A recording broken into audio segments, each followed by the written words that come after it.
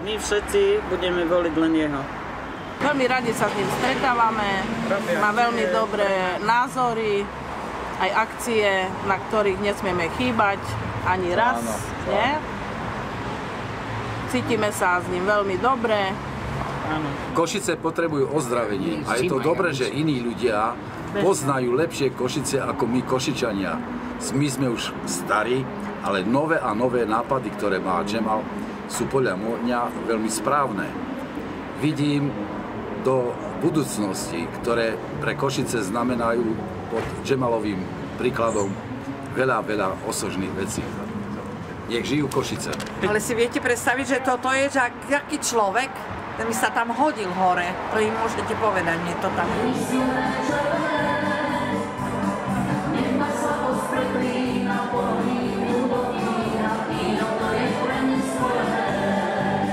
To je človek, ktorý povedal, že všetko má a on pre nás urobí to, čo my chceme.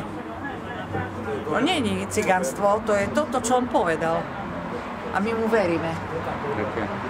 Veľmi. Dúfam, že zmení všetko, jak to bolo a že bude snáď pre Košičanov trošku lepšie.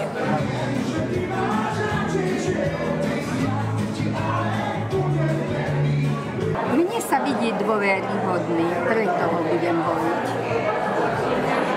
A ja mu verím takisto a si myslím, že to zmení. Verím Džemalovi, že chce zlepšiť stav mesta Košíc a postarať sa o ľudí viac, jak doterajší predstavitelia.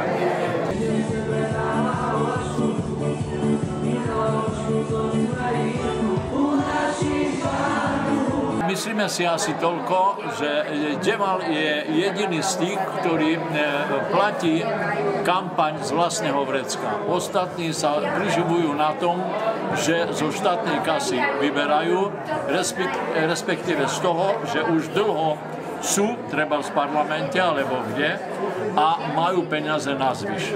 To je asi toľko alebo také naše stanovisko k tomu, prečo ho chceme voliť.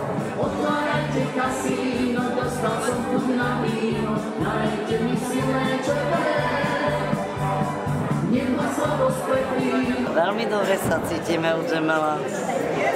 Veľmi sa o nás stará, je dobrý človek a s dobrým srdcom. Dúfam, že keby ho zvolili, takže by nám to, čo sľubuje, dodržal. A ináč sa tu cítime dobre a dúfam, že budeme aj na budúce.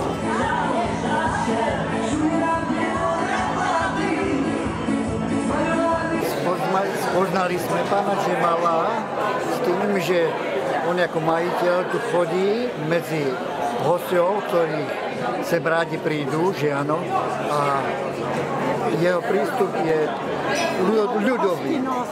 ľudový je a tým pádom si získava sympatie ľudí. A verím, že títo ľudia to vedia aj oceniť a v prípade, ako že on kandiduje, tak že vedia, čo majú robiť. To je samozrejme potom, že tá ozvena bude na tých ľuďoch odzrkadlená.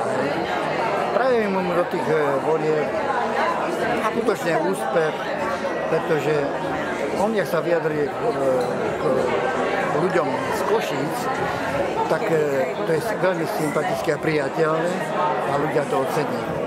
Tak mu ešte okrem toho prajem v osobnom živote veľa zdravia, šťastia, pohody a aby aj naďalej bol taký milý k ľuďom,